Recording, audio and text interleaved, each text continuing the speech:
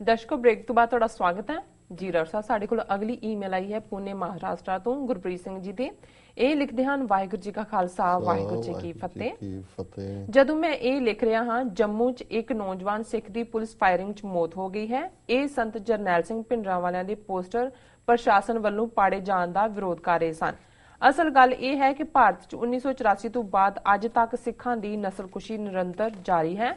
ਭਾਰਤ 'ਚ ਵਸਦੇ ਸਿੱਖਾਂ ਨੂੰ ਅੱਜ ਵੀ ਇਹ ਸਮਝ ਨਹੀਂ ਆਉਂਦਾ ਕਿ ਉਹਨਾਂ ਦਾ ਕੋਈ ਮੁਲਕ ਨਹੀਂ ਹੈ ਅਤੇ ਭਾਰਤ ਉਹਨਾਂ ਦਾ ਮੁਲਕ ਨਹੀਂ ਹੈ। ਇਹ ਭੁਲੇਖਾ ਸਾਡੇ ਲਈ ਸਥਿਤੀ ਹੋਰ ਆਤੰਕ ਬਣਾ ਦਿੰਦਾ ਹੈ। ਇਸ ਭੁਲੇਖੇ ਥੱਲੇ ਅਸੀਂ ਭੁੱਖ ਹੜਤਾਲਾਂ, ਇਨਸਾਫ ਮਾਰਚਾਂ ਅਤੇ ਹੋਰ ਵਿਰੋਧ ਪ੍ਰਸ਼ਾਸਨਾਂ ਵਿੱਚ ਆਪਣਾ ਸਮਾਂ ਬਰਬਾਦ ਕਰ ਰਹੇ ਹਾਂ, ਇਹ ਸੋਚ ਕੇ ਕਿ ਭਾਰਤ 'ਚ ਬਰਾਬਰ ਦੇ ਸ਼ਹਿਰੀ ਹਾਂ ਅਤੇ ਸਾਨੂੰ ਇਨਸਾਫ ਮਿਲੇਗਾ, ਜੋ ਕਿ ਸੱਚਾਈ ਤੋਂ ਬੜਾ ਦੂਰ ਹੈ। ਇਹ ਸਭ ਲਈ ਸਿੱਖ ਕੌਮ ਦੀ ਸ਼ਕਤੀ, ਪੈਸਾ ਅਤੇ ਹੋਰ ਸਾਧਨ ਬਰਬਾਦ ਹੋ ਰਹੇ ਹਨ।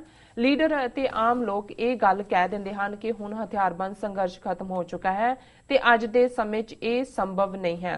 ਉਹ ਸਾਰੇ ਲੋਕ ਜੋ ਇਹ ਗੱਲ ਕਹਿੰਦੇ ਹਨ, ਉਹਨਾਂ ਨੂੰ ਮੇਰਾ ਇੱਕ ਸਵਾਲ ਹੈ ਕਿ ਜੇ ਉਹ ਇਹ ਸੋਚਦੇ ਹਨ ਕਿ ਪਹਿਲਾਂ ਹਥਿਆਰਬੰਦ ਸੰਘਰਸ਼ ਫੇਲ ਹੋਇਆ ਸੀ, ਇਸ ਕਰਕੇ ਹੁਣ ਦੁਬਾਰਾ ਹਥਿਆਰਬੰਦ ਸੰਘਰਸ਼ ਸੰਭਵ ਨਹੀਂ ਹੈ, ਫਿਰ ਉਹ ਲੋਕ ਅਮਨ ਪਸੰਦ ਤਰੀਕੇ ਨਾਲ ਕੀਤੇ ਜਾ ਰਹੇ ਸੰਘਰਸ਼ਾਂ ਨੂੰ ਕਿਵੇਂ ਸਪੋਰਟ ਕਰ ਸਕਦੇ ਹਨ, ਜਦੋਂ ਕਿ ਭਾਰਤ 'ਚ ਉਹ ਵੀ ਕਈ ਵਾਰ ਫੇਲ ਹੋ ਚੁੱਕੇ ਹਨ, ਜਿਵੇਂ ਕਿ ਪੰਜਾਬੀ ਸੂਬਾ ਮੋਰਚਾ, ਧਰਮਯੁੱਧ ਮੋਰਚਾ। ਸੰਘਰਸ਼ ਉੱਥੇ ਹੀ ਸਫਲ ਹੁੰਦੇ ਹਨ ਜਿੱਥੇ ਹਾਕਮ ਘੱਟੋ ਘੱਟ ਆਪਣੇ ਕਾਨੂੰਨਾਂ ਦੀ ਪਾਲਣਾ ਕਰਨ, ਜੋ ਕਿ ਭਾਰਤ ਵਿੱਚ ਕਿਸੇ ਪੱਖ ਤੋਂ ਨਹੀਂ ਹੋਇਆ ਅਤੇ ਨਾ ਹੀ ਹੋ ਰਿਹਾ ਹੈ।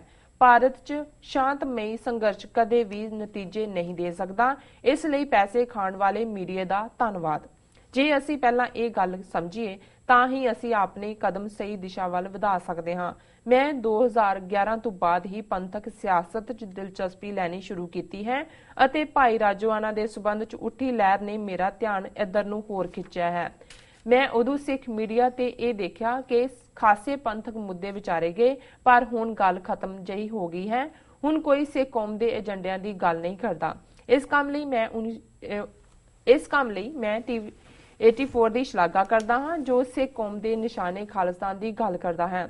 ਕਈ ਸਿੱਖ ਜੂਨ 1984 ਘੱਲੂਘਾਰੇ ਦੇ ਮਹੀਨੇ ਨੂੰ ਸਮਰਪਿਤ ਸਮਾਗਮਾਂ 'ਚ ਸ਼ਿਰਕਤ ਕਰਦੇ ਹਨ, ਪਰ ਜਿਨ੍ਹਾਂ ਨੇ ਆਪਣੇ ਇਸ ਸਮੇਂ 'ਚ ਗਵਾਏ ਹਨ, ਉਹਨਾਂ ਲਈ ਹਰ ਦਿਨ ਹੀ ਇਸ ਹਫ਼ਤੇ ਵਰਗਾ ਲੰਘਦਾ ਹੈ ਤੇ ਹਮੇਸ਼ਾ ਲਈ ਏਦਾਂ ਹੀ ਰਹਿਣਾ ਹੈ ਉਹਨਾਂ ਲਈ। ਮੈਂ ਹੁਣ ਘੱਟ ਲਿਖਦਾ ਹਾਂ ਕਿਉਂਕਿ ਜੂਨ 1984 ਬਾਰੇ ਸੋਚ ਕੇ ਲਿਖਣਾ ਬਹੁਤ ਔਖਾ ਹੋ ਜਾਂਦਾ ਹੈ। ਇਸ ਨਾਲ ਤੁਹਾਡੇ ਮੋਢਿਆਂ ਤੇ ਹੋਰ ਜ਼ਿੰਮੇਵਾਰੀ ਆ ਜਾਂਦੀ ਹੈ। ਉਮੀਦ ਕਰਦਾ ਹਾਂ ਕਿ ਗੁਰੂ ਸਾਹਿਬ ਤੁਹਾਨੂੰ ਇਹ ਲੜਾਈ ਜਾਰੀ ਰੱਖਣ ਲਈ ਸਮਰੱਥਾ ਬਖਸ਼ਣ ਤੇ ਤੁਹਾਨੂੰ ਚੜ੍ਹਦੀ ਕਲਾ 'ਚ ਰੱਖਣ।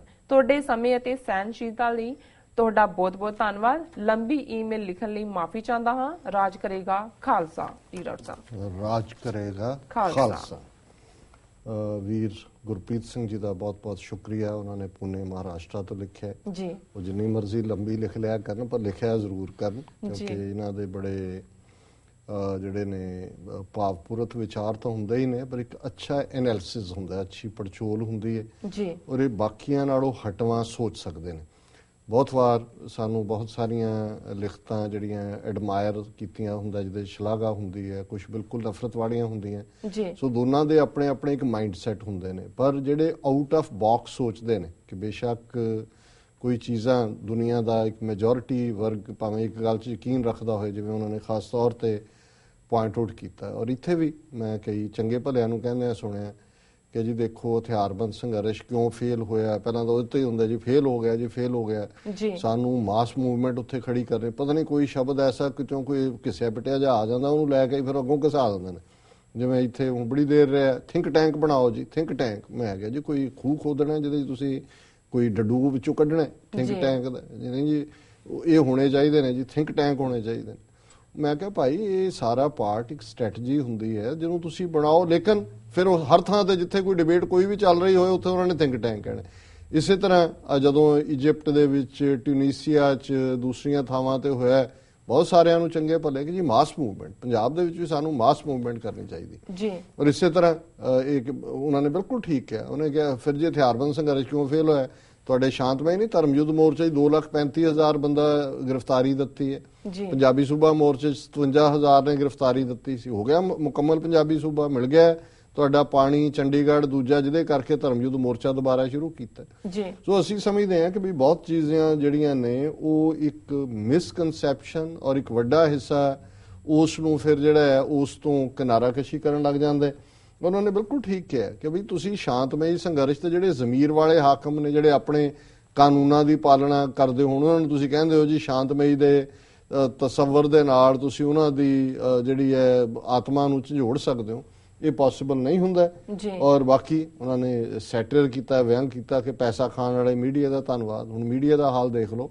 BBC आज मैं देख रहा ਸੀ ਉਹਦੇ ਖਬਰ ਲਾਈ ਹੋਈ ਹੈ, ਪਿੰਡਰਾਂ ਵਾਲੋਂ ਕੇ ਸਮਰਥकों का बवाल, ਕੋਈ ਇਦਾਂ ਦੀ ਹੈਡਲਾਈਨ ਹਿੰਦੀ ਸੈਕਸ਼ਨ ਲਾਈ ਜੰਮੂ ਦੇ ਹਵਾਲੇ ਨਾਲ ਜੀ ਕਿ ਉਹ ਪਿੰਡਰਾਂ ਵਾਲੇ ਦੇ ਸਮਰਥਕ ਉਹ ਤਾਂ ਕਾਮਨ ਨੇ। ਇੱਕ ਸਿੱਖਾਂ ਨੇ ਸਮਾਗਮ ਰੱਖਿਆ ਹੈ, ਤੁਹਾਡੀ ਹਕੂਮਤ, ਤੁਹਾਡੇ ਪੁਲਿਸ ਅਫਸਰ ਜਿਹੜੇ ਨੇ ਉਹ ਯੂਨੀਫਾਰਮ 'ਚ ਉਹਨਾਂ ਨੂੰ ਪੋਸਟਰਾਂ ਨੂੰ ਪਾੜਦੇ ਨੇ, ਫਿਰ ਪੁਆਇੰਟ ਬਲੈਂਕ ਰੇਂਜ ਤੇ ਗੋਲੀ ਮਾਰਦੇ ਨੇ। ਪਰ ਸਾਰੀ ਖਬਰ ਨੂੰ ਇਸ ਕਿਸਮ ਦੇ ਨਾਲ ਉਹਨਾਂ ਨੇ ਟਵਿਸਟ ਕੀਤਾ ਕਿ ਜਿਵੇਂ ਉਹ ਲਾਲਸ ਲੋਕ ਨੇ ਔਰ ਪਿੰਡਰਾਂ ਵਾਲਿਆਂ ਬਾਰੇ ਲਿਖਿਆ ਗਿਆ ਜੀ ਉਹਨਾਂ ਨੇ ਇਹ ਕੀਤਾ ਸੀ ਔਰ ਇਹ ਉਹਨਾਂ ਦੇ ਸਮਰਥਕ ਨੇ। ਸੋ ਇਹ ਪੈਸੇ ਖਾਣ ਵਾਲਾ ਔਰ ਸਰਕਾਰੀ ਤੰਤਰ ਦਾ ਮੀਡੀਆ, ਔਰ ਜਿਹੜਾ ਉਹਨਾਂ ਨੇ ਇਹ ਕਿਹਾ ਕਿ ਭਾਈ ਸਾਡੇ ਲਈ ਤਾਂ ਹਰ ਦਿਨ ਹੀ ਜੂਨ 84 ਹੈ। ਔਰ ਮੈਂ ਇਹ ਸਮਝਦਾ ਵੀ ਬਿਲਕੁਲ ਗੱਲ ਠੀਕ ਹੈ, ਪਰ ਫਿਰ ਵੀ ਜਦੋਂ ਤੁਸੀਂ ਕੁਝ ਖਾਸ ਟਾਈਮ ਜ਼ੋਨ ਚਾਹੁੰਦੇ ਹੋ, ਜੂਨ ਦਾ ਪਹਿਲਾ ਹਫਤਾ ਹੈ, ਨਵੰਬਰ ਦਾ ਪਹਿਲਾ ਹਫਤਾ ਹੈ, ਜਾਂ ਜਦੋਂ ਅਪ੍ਰੈਲ ਵਿਸਾਖ ਦੀ ਬਿਗਨਿੰਗ ਹੁੰਦੀ ਹੈ, ਤੇ ਫਿਰ ਤੁਸੀਂ ਜਿਹੜੀ ਸਾਈਕੋ ਹਿਸਟਰੀ ਵੀ ਹੈ ਔਰ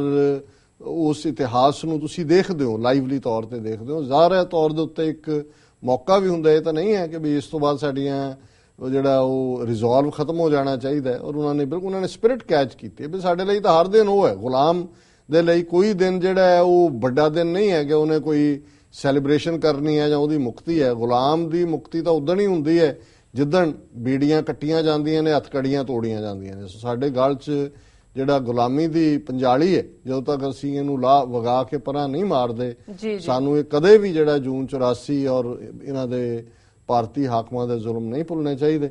ਸੋ ਉਹਨਾਂ ਨੇ TV 84 ਨੂੰ ਜਿਹੜਾ ਟ੍ਰਿਬਿਊਟ ਦਿੱਤਾ ਹੈ ਕਿ ਭਾਈ ਅਸੀਂ ਗੱਲ ਜਾਰੀ ਰੱਖੀਏ। ਹੁਣ ਜੇ ਸਾਡਾ ਜਿਹੜਾ ਇਹ ਰਿਜ਼ੋਲਵ ਇਹ ਤਾਂ ਹੀ ਅੱਗੇ ਤੁਰੇਗਾ ਵੀ ਸਾਨੂੰ ਸਾਡੇ ਵੀਰ ਭੈਣਾਂ ਜਿਹੜੇ ਨਾਲ ਜੁੜੇ ਨੇ ਉਹ ਫਾਈਨੈਂਸ਼ੀਅਲੀ ਵੀ ਇਸ ਰਿਸਪੌਂਸਿਬਿਲਿਟੀ ਨੂੰ ਸਮਝਣ।